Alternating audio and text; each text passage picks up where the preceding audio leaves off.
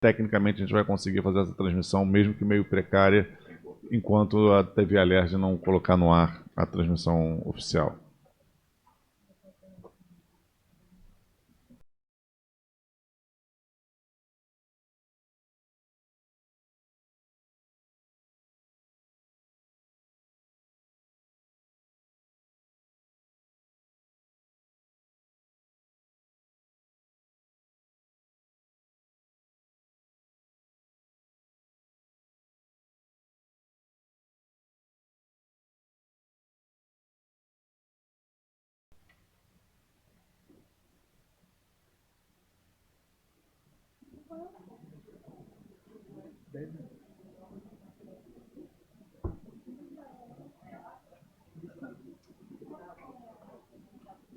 Não importa nada, vocês falam, aí eu bato os trabalhadores.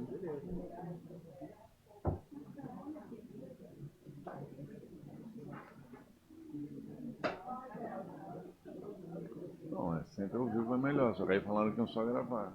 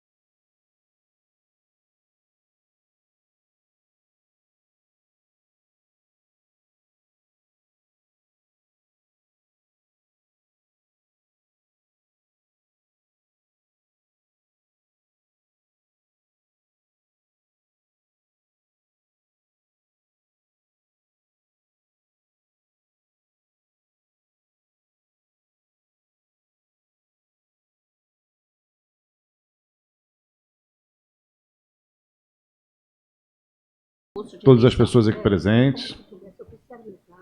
Sou o deputado estadual Flávio Serafini, presidente da Comissão de Servidores. E às 15 horas do dia 5 de maio de 2025, havendo número regimental, declaro abertos os trabalhos da audiência pública com o tema Dia de Combate ao Assédio Moral. Anuncio a presença do senhor Bruno Chapadeiro, professor de Psicologia da Universidade Federal Fluminense, da senhora Juliana Costas Vargas, vice-presidente da Associação de Servidores do Ministério Público, da doutora Fernanda Barbosa Muniz, procuradora do Ministério Público do Trabalho, da pesquisadora Mônica Oliva, do Centro de Estudos de Saúde do Trabalhador e Ecologia Humana da Escola Nacional de Saúde Pública, da Fiocruz, do senhor Jaime Almeida Paula, superintendente de Integridade da Controladoria Geral do Estado do Rio de Janeiro, da Suelen Aparecida de Oliveira, assessora de Integridade Pública da Controladoria Geral do Estado, e da senhora Helenita Bezerra, coordenadora geral do Sindicato Estadual dos Profissionais da Educação. Agradeço a presença dessas pessoas e de todos os demais presentes, das representações dos sindicatos que nós convidamos, dos servidores públicos e de todos e todas que puderam vir participar. Essa é a primeira audiência que a gente realiza nessa gestão da Comissão de Servidores da Assembleia Legislativa do Estado do Rio de Janeiro, e é uma audiência que a gente entende como de suma importância. A gente tem visto no mundo inteiro um processo de adoecimento relacionado à saúde mental. Além disso, a gente tem visto também um processo de adoecimento relacionado diretamente aos processos de trabalho. A gente sabe que a precarização, a polarização que o mundo está vivenciando, mecanismos de superexploração do trabalho, uma série de questões hoje se somam para levar a esses processos de adoecimento. E a gente precisa enfrentar cada um desses processos. E quando a gente assumiu a Comissão dos Servidores, imediatamente a gente passou a ser procurado por diversos servidores nos trazendo questões relacionadas a práticas de assédio moral. A gente já se preocupava com esse tema. Eu assumi meu primeiro mandato no ano 2015. No ano de 2016, eu apresentei projeto de lei buscando aperfeiçoar a legislação do Estado no que diz respeito ao tratamento, à identificação e à prevenção aos casos de assédio. Esse projeto está tramitando aqui na casa lentamente, a gente tem se esforçado para fazê-lo tramitar mais rápido, até porque ele já vai se tornando desatualizado à medida que o tempo passa. Na época também produzimos uma cartilha sobre assédio moral no serviço público e a gente tem tentado, então, contribuir para o enfrentamento dessa questão. A gente tem poucas informações sobre assédio moral, sobre adoecimento no serviço público, poucas informações públicas, e geralmente o debate que a gente faz é se referenciando nos números do INSS, que dizem respeito aos trabalhadores da iniciativa privada em âmbito nacional, mas também em âmbito regionalizado. E a gente viu como no ano passado o auxílio-doença relacionado à saúde mental alcançou um patamar de 460 mil afastamentos no nosso país e mais de 32 mil afastamentos só aqui no estado do Rio de Janeiro. Ou seja, nós estamos numa sociedade que está adoecendo, que está adoecendo as pessoas, e a gente precisa ver o que está acontecendo, especialmente quando isso se dá nos espaços de trabalho. Então, essa audiência pública aqui, ela é um início de uma dedicação que a gente quer se fazer a essas questões, ao assédio moral, à saúde mental e a saúde como um todo integral do trabalhador e da trabalhadora, do servidor público do Estado do Rio de Janeiro.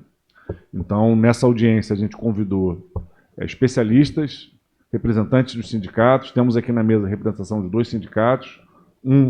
A Juliana, que é vice-presidenta da Semperge, que foi um dos sindicatos, no caso a associação, que já vinha trabalhando com esse tema de forma organizada, sistematizada, e que nos provocou, então, também sobre esse assunto, sobre a audiência pública. A outra, a Helenita, representante do Sindicato Estadual dos Profissionais de Educação, que é uma das categorias mais numerosas do Estado e que também tem um grupo de trabalho diretamente, né, voltado para questões relacionadas a assédio moral. Além disso, a gente convidou, né, outros sindicatos, outras categorias que a gente sabe que também estão debruçadas sobre esse tema, para nos ajudarem a enfrentar essa questão que a gente sabe que não é específica de uma categoria, que está vinculada às relações de trabalho de maneira geral e que no serviço público toma, né, uma série de especificidades que a gente quer enfrentar e, especialmente, aperfeiçoar os mecanismos de tratamento, para que a gente consiga ter políticas mais efetivas de prevenção, políticas mais efetivas de acolhimento às vítimas de assédio e políticas mais efetivas também de tratamento aos diferentes casos de assédio. Então, esse é o objetivo dessa audiência, que eu quero mais uma vez frisar, é um primeiro encontro sobre esse tema. O tratamento que a gente vai se dar a essa questão não vai se encerrar aqui, ele está se iniciando no dia de hoje e com a composição dessa mesa a gente vai fazer isso. A gente também convidou aqui especialistas, a Mônica, o Bruno, né, são especialistas, né, nas questões relacionadas à saúde do trabalhador, as questões de assédio, além de autoridades que já se debruçam sobre, né, essas questões. Então temos aqui a presença da Controladoria Geral do Estado e do Ministério Público do Trabalho, que também vão nos auxiliar com o conjunto desses debates. Então, sem mais delongas, eu, né, considero aberta a nossa audiência pública e nós vamos ter como primeira fala a fala do Dr. Jaime Almeida, da Controladoria Geral do Estado, que a gente convidou com o objetivo de entender como hoje o Estado funciona, vem dando tratamento a essas questões, que informações que a gente já tem sistematizadas sobre a saúde do servidor público, sobre a saúde mental do servidor e sobre os casos de assédio, como são as ações de prevenção, de acolhimento, de tratamento, para que a gente possa, então, iniciar a nossa audiência pública entendendo hoje como já o Estado vê, né, a questão do assédio moral na administração pública do Estado do Rio de Janeiro. Boa tarde, Jaime, a palavra é sua. Obrigado. Quero iniciar minha fala cumprimentando o excelentíssimo deputado Flávio Serafini, na pessoa do qual eu cumprimento a todos aqui presentes. É um orgulho, um prazer enorme estar aqui falando sobre essa temática. Mais ainda do que falando, testificando a presença de todos aqui sobre um tema que é de suma importância. E um tema extremamente difícil, porque nós estamos falando de comportamento. Assédio é um gênero dividido em diversas espécies. Uma das espécies é o assédio moral. E a dificuldade está justamente nisso. Como tratar uma temática que envolve relacionamento? O primeiro item, eu acho, é o comprometimento dessa casa. Esse é o ponto inicial. Na estrutura que nós temos na Controladoria Geral do Estado, a minha superintendência, eu tenho 3 assessorias. Uma delas é a assessoria de integridade pública, que avalia os programas de integridade no âmbito dos órgãos e entidades. Quando você fala num programa de integridade, você fala em diversos pilares. Um dos pilares principais é o comprometimento da alta administração. Por que eu foco nisso? Porque se a alta administração, ou seja, se a figura mais importante daquele órgão, daquela instituição, não abraçar essa temática, não abraçar esse combate, nada acontece. E é uma temática extremamente importante. E não é restrito só à administração pública. Ela é a administração pública, é a área privada também. E olha, a gente às vezes tem uma tendência a achar que a área privada está muito mais evoluída. E não é bem assim, né? Os casos de assédio moral na iniciativa privada também são extremamente altos. Uma coisa que eu vejo, uma grande dificuldade que nós temos na administração pública, ainda é a coleta de dados, de estatísticas. Ainda estamos iniciando nesse processo. Na Controladoria Geral do Estado nós temos um sistema chamado OUVRJ. Toda e qualquer manifestação é direcionada para esse sistema e lá ele é registrado. A partir do momento que é registrado, ele é então classificado, analisado, para ver se ele tem as condições mínimas para seguir adiante. E aí é importante a gente saber o que realmente é um assédio. Muitas das vezes, uma conduta não se caracteriza como um assédio. Então, quando nós pensamos em assédio moral especificamente, 3 requisitos são importantíssimos. A primeira é a conduta abusiva. Há que se ter uma conduta abusiva. Às vezes, um colega de trabalho faz um comentário ou se dirige a uma outra colega de trabalho de uma maneira não adequada, mas aquilo foi uma situação pontual. E isso leva ao segundo requisito. Tem que ser uma ação repetitiva, prolongada. Tem que se ter realmente a caracterização da continuidade. E o terceiro ponto, a intenção de causar dano ao terceiro, ao colega de trabalho. Então, quando eu estou de posse desses 3 elementos, e a Lei Estadual 3.921 de 2002, ela caracteriza muito bem na sua definição esses 3 pontos, porque ela diz: a exposição do funcionário, servidor ou empregado à situação humilhante ou constrangedora.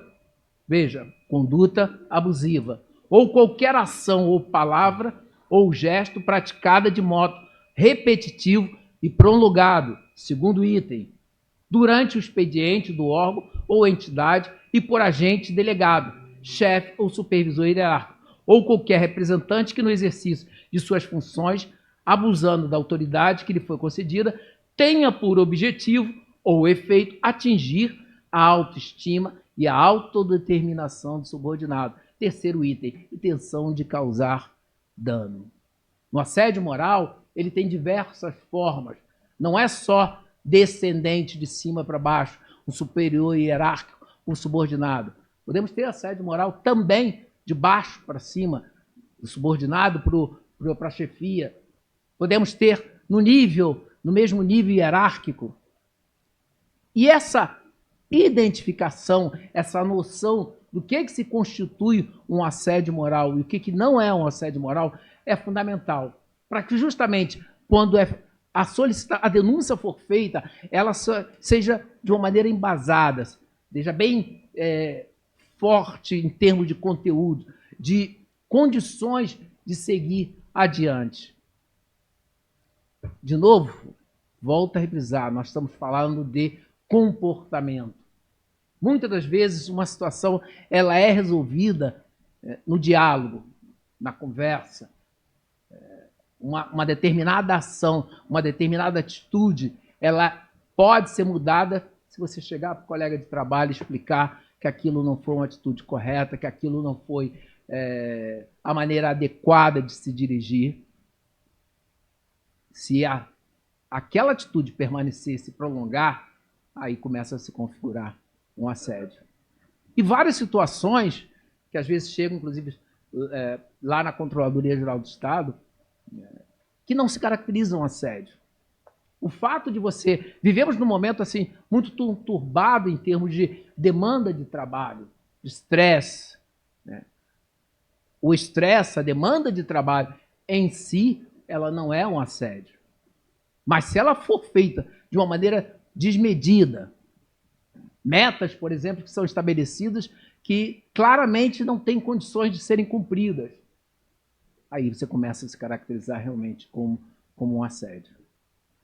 Então, a postura dessa casa em considerar essa uma temática como mais importante, uma temática que precisa ser discutida, já demonstra claramente o grau de importância que é dado a esse assunto.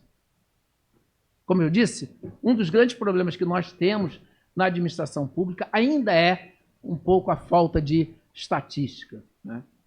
Mas eu quero compartilhar com todos uma estatística de uma grande empresa de auditoria. Ela fez uma pesquisa lá em 2024, né? E verificou o seguinte: do universo pesquisado, 70% disseram que não haviam sofrido assédio nos últimos meses, nos últimos 12 meses. 30% informaram que haviam sofrido assédio nos últimos 12 meses. Desculpa, qual consultoria? É de uma empresa de auditoria. Posso Atuou no mencionar o Estado? nome? Não, atuou no Estado mesmo, não? Não, na Ah, iniciativa privada. É o que diz, essa é uma grande dificuldade que nós temos, de ter uma estatística ainda na área pública. Mas por que eu trouxe também? Que apesar de ser na iniciativa privada, como nós estamos falando de comportamento, ele não muda muito em relação ao que a gente espera ter na área pública. Principalmente quando eu pego e digo, desses 30% que disseram que sofreram assédio nos últimos 12 meses, 92% não reportou. E eu tenho quase certeza que se fizermos essa pesquisa no âmbito da administração pública, provavelmente vamos ter um percentual também muito alto de não reporte. E aí, por que esses 92% não reportou? Podem ter diversas razões. Talvez falta um canal em que o servidor se sinta, ou o empregado se sinta confiável, em que ele não vai ter retaliação, em que ele sabe que aquela denúncia vai ser levada a sério, vai adiante. Pode ser que ele até tenha um canal, pode ser até que o canal seja realmente um canal confiável, mas ele não conhece, ele não sabe como é que é o fluxo de informações. Mas o fato é que essa pesquisa demonstrou 92% não reportaram. E quando nós discriminamos, a pesquisa discriminou quais os tipos de assédio que mais ocorreram, 46%. 46% assédio moral e psicológico. O segundo item vai com 15%, é assédio por gênero. Então, notem como essa é uma temática extremamente atual. Isso é um levantamento que foi feito em 2024, passado. É uma temática que precisa realmente ser muito discutida, porque os efeitos do assédio são terríveis. Você corta, você elimina, você para o crescimento de uma pessoa. Você afeta a saúde mental dela, a saúde física, comprometimento dela. E a importância de que o órgão precisa passar uma mensagem clara de que aquela conduta não vai ser aceita. Quando nós avaliamos programas de integridade, como eu disse, tem diversos pilares. Um dos pilares é um código de conduta e ética. O órgão, seja qual for, ou a empresa, seja ela qual for, precisa ter claramente um código de ética e de conduta. Porque o programa de integridade ele busca 3 pilares: prevenir, detectar e remediar. A prevenção, uma das itens é o que nós estamos fazendo aqui, trazendo a temática para a discussão. A detecção é se aquelas ações não foram previstas, não foi possível prever, primeiro precisa ter mecanismos que sejam capazes de detectar essas ações de maneira rápida e punir. Então, o Código de Conduta e Ética, ele demonstra justamente isso. Essas ações não serão toleradas dentro do órgão. Essas ações não serão aceitas. Aqui é a postura que esse órgão adota. E uma vez desvirtuado desse caminho, terão punições. Então, quando nós falamos de código de conduta, código de ética, assédio moral, sexual, assédio da própria instituição, existem instituições que a própria instituição fomenta o assédio, se não claramente, de uma maneira velada. A partir do momento que você recebe uma denúncia e não dá o tratamento correspondente a ela, você está fomentando o assédio. 1 minuto. Então, ainda tem muito mais coisas, a gente vai trocando a ideia, mas uma primeira fala é realmente isso. Eu acho que essa estatística é importante para mostrar que o quanto essa temática é importante. E fico muito feliz de estarmos todos aqui hoje discutindo esse tema. Obrigado. A saúde do servidor precisa realmente dessa discussão. Obrigado, doutor Jaime. Na verdade, como eu falo, o senhor não fala que está trazendo para a gente aqui os elementos de como funciona atualmente no Estado, Se o senhor pudesse falar como é que é o fluxo hoje dentro do Estado do Rio de Janeiro, da Controladoria, da Assessoria de Integridade, como é que funciona atualmente? Hoje, qualquer denúncia de assédio, ela é feita via o OVRJ, que é o sistema de coleta de qualquer denúncia, de qualquer elogio, de qualquer reclamação. No site da CGE está lá o OVRJ. A pessoa, qualquer cidadão, na realidade, não é só servidor, mas qualquer cidadão, ele entra no site, faz a solicitação a reclamação, a denúncia, coloca as evidências ou as informações correspondentes. Essa denúncia recebe um registro, um número, em que o cidadão pode acompanhar o progresso dessa sua denúncia. Ela parte por uma primeira fase, que é um juízo de admissibilidade, para ver se ela contempla todos os requisitos necessários.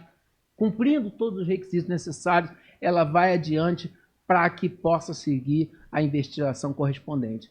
E o mais importante é que o cidadão acompanha todo o processo, desde o início que ele faz a denúncia até o final dela.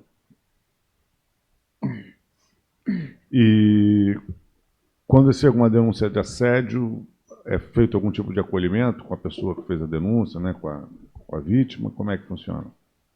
Foi admitida a denúncia. Aí o que acontece? Foi admitida a denúncia, tem toda uma parte legal, né, que é desmembramento disso, né, que eventualmente o denunciado, comprovado disso, ele pode até sofrer o PAD, e aí pode-se, inclusive, ter a demissão. O que nós não temos ainda, mas já é um projeto, é algo mais de acolhimento realmente daquela pessoa que sofreu a denúncia.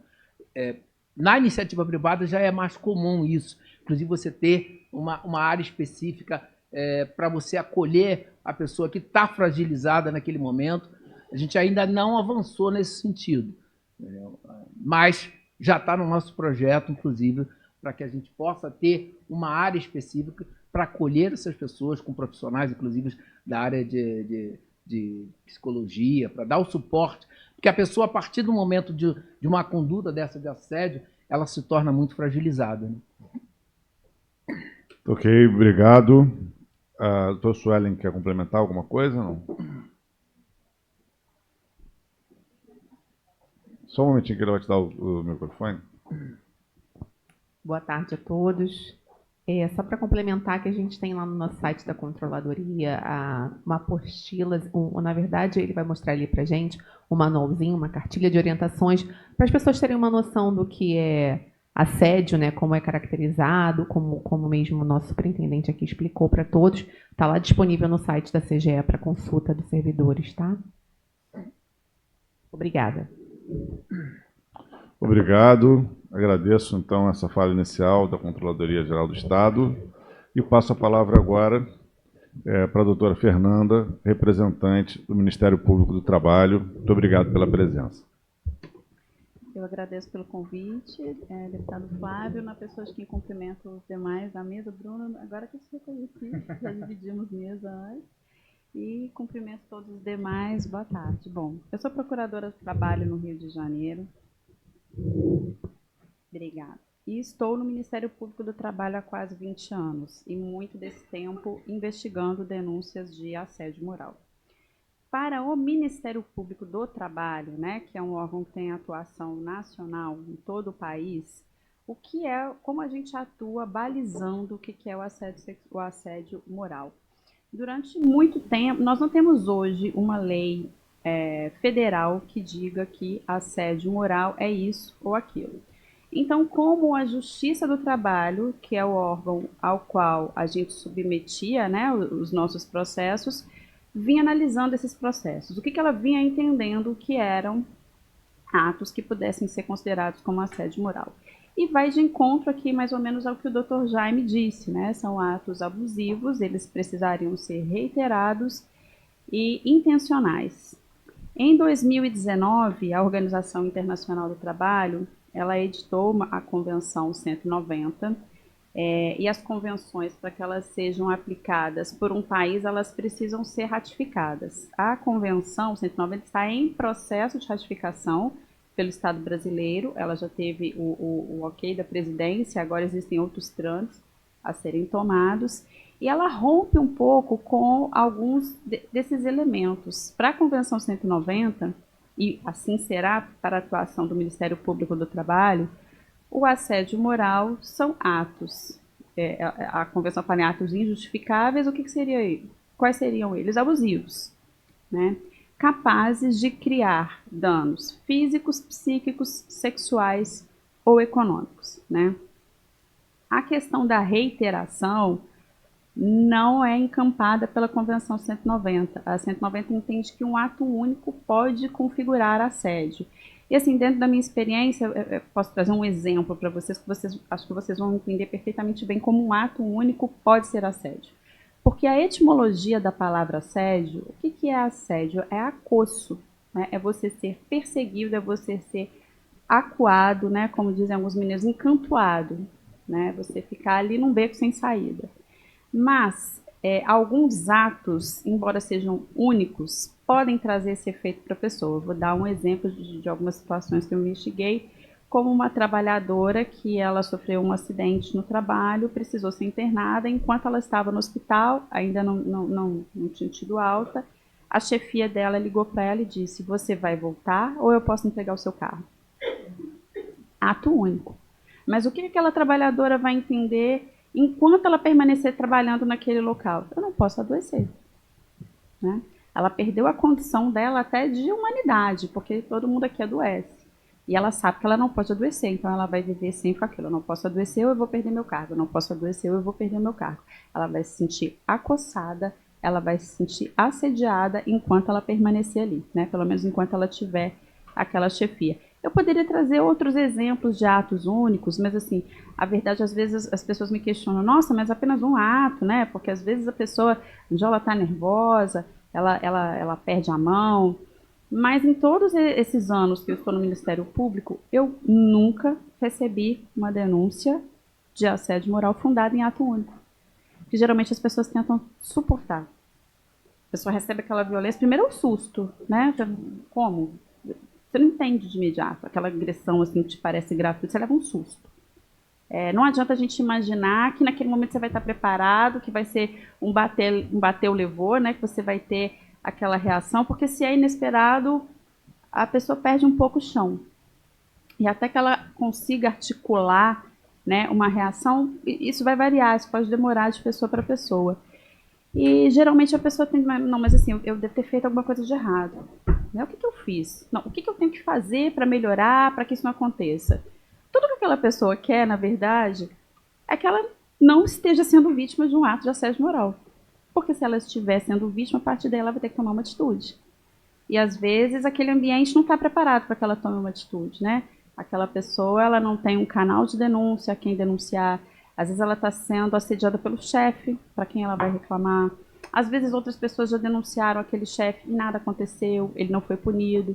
Então, às vezes ela está num ambiente de impunidade que ela sabe que aquilo ali não tem uma perspectiva de solução, né? Mas dentro, né, desse contexto, geralmente as pessoas tendem a descer. Se realmente foi só aquilo, um dia que você estava estressado, você deu uma má resposta, a tendência das pessoas, eu acho que é de fato relevar. Mas todas as denúncias que eu recebo no MPT, vem uma série de aconteceu isso, depois aquilo. O que eu percebo é que as pessoas tentam passar por cima, né? Tentam seguir adiante. E só quando aquilo não acontece, né, quando o sofrimento é muito grande, é que elas levam essa denúncia para o MPT. Né? Pois bem, uma vez que o Ministério Público do Trabalho recebe essas denúncias, como ele vai proceder? Aqui eu queria deixar registrado que nós recebemos denúncias tanto de trabalhadores da rede privada quanto da rede pública. E isso porque o assédio moral, ele é um elemento que compõe o bem-estar, né, que deveria estar longe do ambiente de trabalho para que seja garantido o bem-estar e a saúde do trabalhador. Então, a própria Convenção 155 da OIT, quando a gente fala de saúde, A gente está falando não só da seara física, mas do campo psíquico. Então, para que você tenha a sua saúde mental preservada, né, e os números de adoecimento mental aqui no trabalho já mencionados aqui, quase 500 mil de pessoas no ano passado, deixam bem evidente essa questão. Então, para o STF, a competência da Justiça do Trabalho, que é onde o Ministério Público do Trabalho atua, para causas que envolvam o meio ambiente de trabalho, abrange também estatutários, servidores estatutários, estaduais, municipais, federais. Dessa maneira, como o assédio está localizado dentro do meio ambiente do trabalho, o Ministério Público do Trabalho apura também no caso de servidores estatutários, tá? Recebida a denúncia, como a MPT ela vai ser distribuída a algum procurador, né? Claro, cada procurador tem a sua independência funcional para investigar.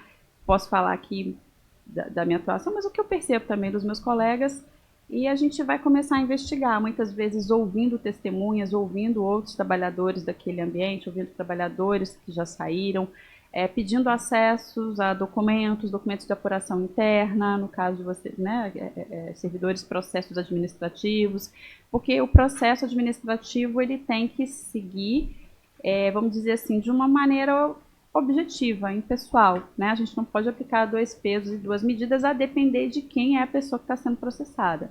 Não pode haver abusividade na condução daquele procedimento.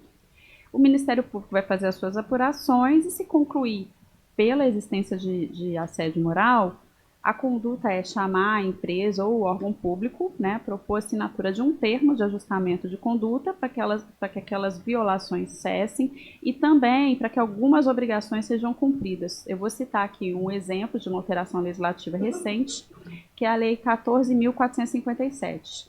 O que ela vai dizer? Tá? Embora ela traga parâmetros para a iniciativa privada, tá? No meu entendimento, ela se aplica também à iniciativa pública. No artigo 23, ela vai dizer que a Comissão Interna de Prevenção e Acidentes, né, que as empresas possuem, tem que ter a partir de um certo número de trabalhadores, elas têm que encampar também, na sua visão de acidente de trabalho, os danos psíquicos que as pessoas podem sofrer ali, de modo que ela tem que abarcar questões de assédio e discriminação. Então, a CIPA tem que estar atenta a isso, tem que trazer isso para suas reuniões. As empresas precisam ministrar treinamentos para os trabalhadores, uma vez ao ano, e precisam também manter canais de denúncia, né? Mas é claro que tem que ser aquele canal de denúncia efetivo, não aquele canal de denúncia em que a denúncia contra o chefe ela é sempre arquivada, ela nunca é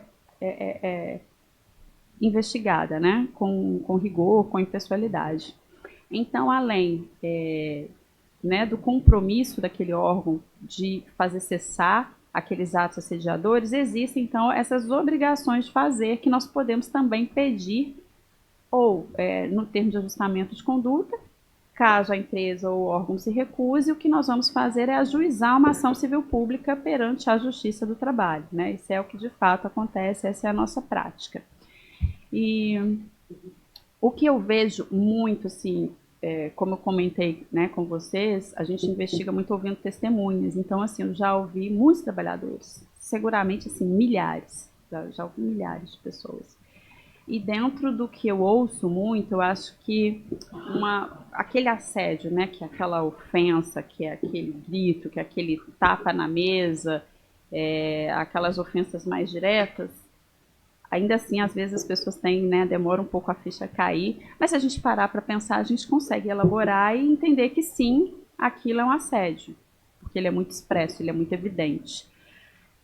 Onde eu vejo que tem um problema maior é na questão da brincadeira aqui, entre aspas, tá? Estou fazendo um gesto aqui de aspas, porque brincadeira que só quem faz rir não é brincadeira. E nessa sorte aí, nessa seara da brincadeira, aí a gente às vezes vai conseguir ter acesso àquelas questões que vão ser a base do assédio. Que muito do que a gente pode ver são questões de discriminação. Discriminação de raça, de gênero, orientação sexual.